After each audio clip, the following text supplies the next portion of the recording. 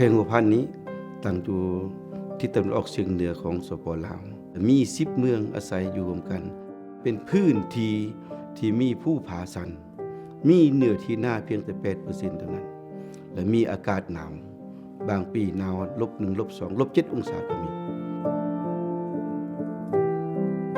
The Lao PDR is part of the Golden Triangle. This region has been a home to drug smuggling and other transnational crime for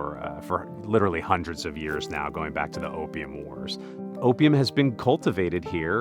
for centuries. It's part of the local fabric. It sort of has been a tradition among many of Lao's ethnic communities.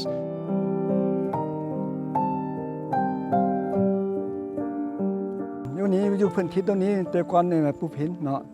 แล้วมาก็ผู้พินมานั้นหลายเส้นกลหลายศตวรรษมาเดียว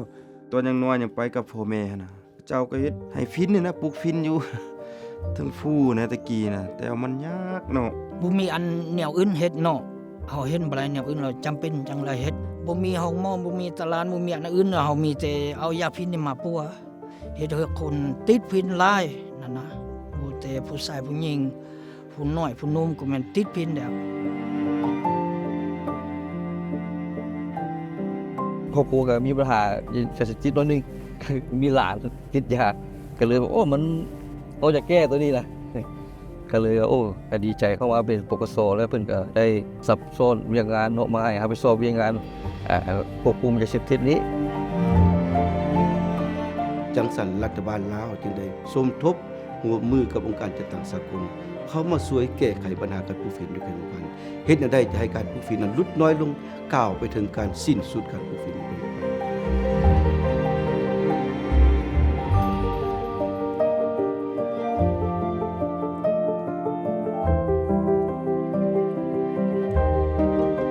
This project started in 2015. It's a little bit different than some of the alternative development efforts that have gone before. It focused on growing high-quality coffee, and what it really did is it focused on bringing people to the communities, mentors into the communities who stayed there and taught them every step of the process.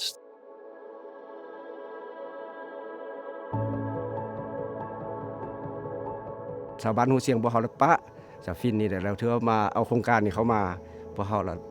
โฆษณาพ่อแม่ประชาชนหันเขามาปลูกกาแฟพา19ครอบครัวสมัครเข้าไปเป็นสมาชิกโครงการเพิ่นได้มาช่วยแต่ละเดือนบางเดือน3เดือน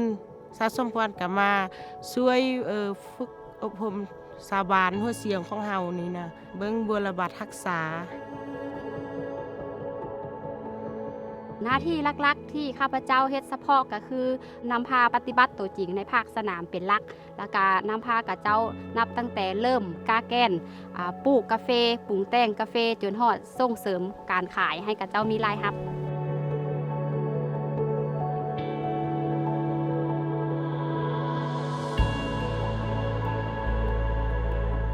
ปัญหาหลักๆก็คือสภาพเส้นทางเขตที่พวกเฮาลงไปส่งเสริมแม่นเป็นเขตภูดอยเส้นทางอาจจะบ่สะดวกสบายแต่ละบ้านบ่มีสัญญาณโทรศัพท์ก็ต้องได้ฝากความกับคนอื่นไปมีการเขียนจดหมายหาเขาเจ้าบางบ้านเป็นชนเผ่าพวกเฮาก็ต้องได้มีการอาศัยผู้แปลภาษา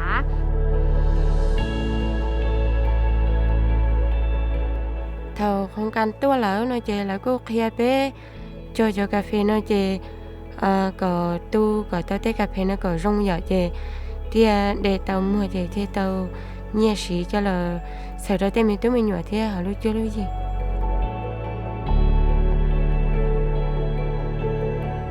เบื้องโครงการเนาะเขาก็ไล่สนองรายด่านเนาะก็คือทางวัตถุประกอบเนาะเป็นปุ๋ยบ่เป็นฟุ้นบ่ของเอวกาแฟตัวนี้นั่นทางโครงการเนาะเป็นผู้ช่วยเนาะสนับสนุนเนาะทางบ้านของเราก็ได้จัดตั้งมีคณะรับผิดชอบเบิ่งหลังจากที่CU จักอยู่ของเอวเดียวสมาชิกเนาะเขาเก็บเพื่อแรงตัวนี้ออกเนาะเพื่อเฮ็ดให้กาแฟของเราได้คุณภาพดีเนาะหลังจากล้างเดียวเขาเอามาตากเนาะตากอยู่หลังตากนี้จะมีการคนกาแฟเนาะคนกาแฟ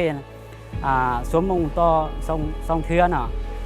เฉลี่ยว่ามื้อนึงต้องคน 3-4 เทื่อกาแฟตัวนี้นะ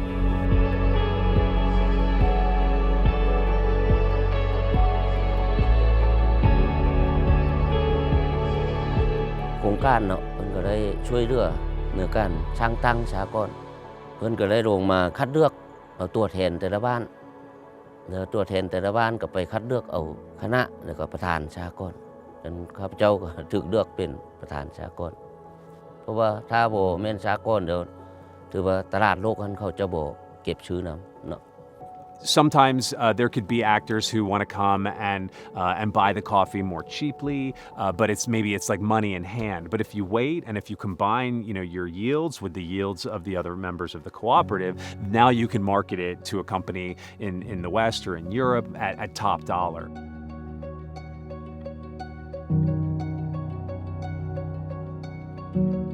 สหกรณ์พวกเขายังได้ส่งเม็ดกาแฟหมากเขียวเข้าประกวดภายในประเทศและได้รับรางวัลจำนวนหนึ่ง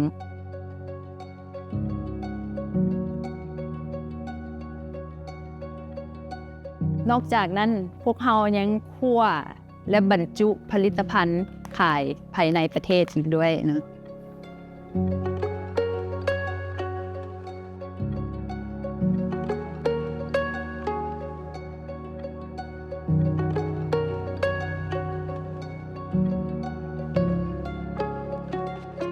บทบาทหน้าที่ของพวกเราก็คือเฮ็ดเวียกเกี่ยวกับพัฒนาชุมชนโดยการส่งเสริมนำพาเครือข่ายแม่หญิงที่ว่าฝึกอบรมสร้างความเข้มแข็งให้เกี่ยวกับแม่หญิงขันบ้านให้มีความกล้าหาญและก็มีความเท่าเทียมทางเพศหลายขึ้นอยากจะไล่ว่าจะกาแฟนะอยากเจของการเราฮู้ไปเก่ารอเด้งกาแฟเฮาว่าแล้วสิจะรอเคลียร์จอปนเนี่ยเรารอเตียวิธีว่ากาแฟยออุลินนอเด้งอุลินนอที่โรงเฮาสมาชิกแม่หญิงของพวกเราแต่กี้หั่นเราจะบอกกาว่ากาแสดงออกแต่เดี๋ยวนี้เราสามารถแลกเปลี่ยนบทเรียนขึ้นระดับเวทีที่ว่าสู้ต่างประเทศได้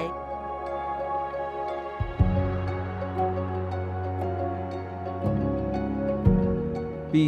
2006 เพลงหัวพันนี่สามารถประกาศลบล้างการปลูกฝิ่นได้แต่อยู่ต่อมาเริ่มต้นมีการปลูกฝิ่นขึ้นใหม่เนื่องจากว่าบ่มีตลาดจำหน่ายผลผลิตเกษตรกรรมที่เขาจะผลิตมาได้ตลาดที่ว่าพวกเขาได้สวยทางสมาชิกหาเข้ามานี่มันก็เจ้าจะเซ็นสัญญากับทางสหกรณ์มันใหม่ทุกๆ5ปีซึ่งจะเป็นการที่เฮ็ดให้ทางประชาชนรู้สึกว่าโอ้กาแฟที่ว่าข่อยปลูกมาจากเม็ดกะยาถ้ามีคุณภาพดีจะมีตลาดส่งออกแล้วก็เจ้าจึงบ่คำนึงถึงว่าจะไปปลูกสิ่งอื่น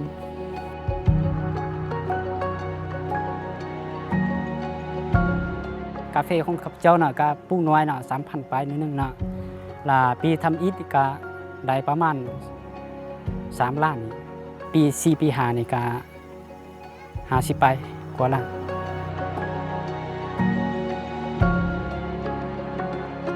ผลนะครับกาแฟปีนี้ข้าพเจ้าตามแผนเนาะก็ที่เอามาสร้างเฮือนไว้ว่าต่างเฮืองแล้วก็หินนี่กับทรายนี่ก็ไล่ซื้อเนาะจังบนอื่นมาเพราะว่าเที่ยวเกินบ้านเฮาบ่มีเนาะ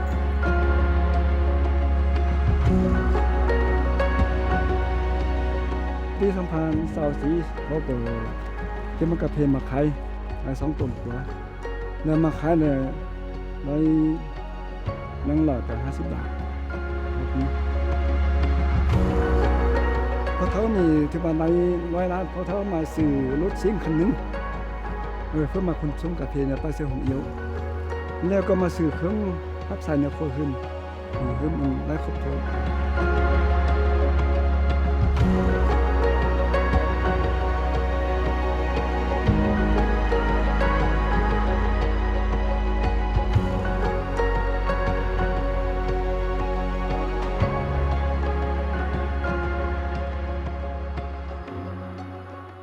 ในโครงการมาเลยพวกกาแฟเลยได้เงินแล้วก็ได้ส่งลูกหลานไปเขาโรงเรียนแล้วจะส่งเสริมให้ลูกหลานเขาโรงเรียนเลยผู้นี้เลยเขาม.3แต่ผู้นี้เลยเขาม.5แล้วจะส่งเสริมให้ลูกไปเขาโรงเรียนให้มันจบให้มันได้เฮ็ดเวียกนำพัดนำลักนะ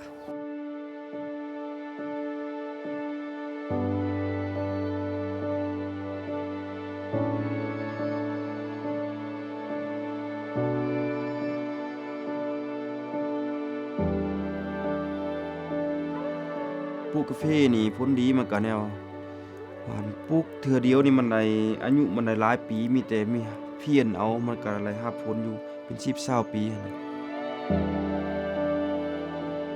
หลังจากได้รับผลผลิตเนาะกาแฟนี่มาเนาะมาซื้อชีวิตประจำวันเนาะซื้อรถจากได้ซื้อรถเยอะได้เนาะไปให้ไปนาเนาะแก้ข้าวแก้น้ำเนาะแก้เครื่องไปสำเนื้อสำหั่นน่ะ แต่ว่าปัจจุบันนี้มีเงินฝากอยู่ธนาคารเลยเนาะคำว่าถ้าว่าเฮาเฮ็ดหลายๆปีมันยังจีเพิ่มเติมหรือหยังจึงหลายกว่านั้น สิ่งที่เราเขาประทับใจสุดก็อาจจะแม่นตะกี้หันกับเจ้าจะเฮ็ดเวียกจะบ่ได้รู้วิธีทอนเงินเก็บเงินคิดถึงอนาคตแค่ว่าได้เงินมาเท่าไหร่ก็จะใช้ไปซื่อๆแล้วก็บ่ได้คำนึงถึงอนาคตแบบนี้แต่ว่าเดี๋ยวนี้มันโครงการเข้าไปเพราะเขาก็ได้มีการสอนกับเจ้านะว่าเขาควรจะเก็บเงินจังใดอย่างต่างๆด้วย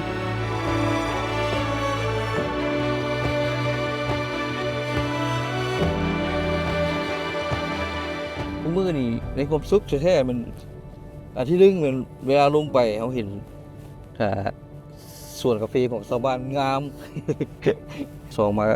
ปัญหาการลักลอบปลูกฟินการมีการลดลงอยู่ในเขตเป้าหมายของเขาครับยกตัวอย่างคือเขตทางจำใต้สำเนียงการลดลงหลายเนาะและปลูกติดฟินที่อย่างการลดลงหลายแต่ก็สามารถกับมีประเทศงานทำคืออันตัวนี้มันเป็น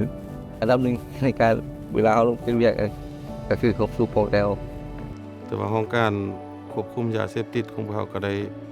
จัดตั้งระเบียงพนักงานของพวกเขาลงเพื่อติดตามสุขอยู่ในสหกรณ์วันใหม่อยู่เมืองก้อนนั่นแหละเนาะก็ได้เอาพนักงานลงเกิดสิทธิ์ติดแทนและติดตามเป็นปกติ ทั้งภาครัฐเขาก็มีแนวทางขยายไปตามแขวงที่มีเงื่อนไขเนาะที่ว่ามีดินฟ้าอากาศเหมาะสมก็สามารถขยายไปได้โดยเฉพาะมันพงศาลีเนาะก็ถือว่าเขาก็ได้ขยายไปแล้ว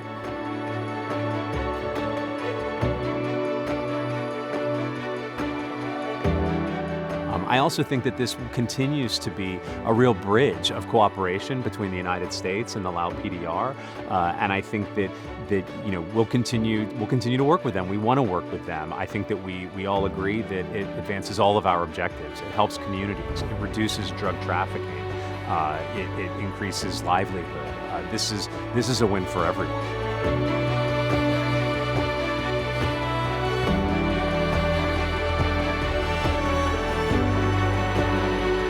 โครงการนี้ได้เข้ามาแม่นการแก้ไขถึงเป้าหมายถึงตามจุดประสงค์ของรัฐบาลถึงตามจุดประสงค์ของประชาชนเมืองและประชาชนต้องการเป็นการแก้ไขความทุกข์ยากให้แก่ประชาชนอย่างแท้จริง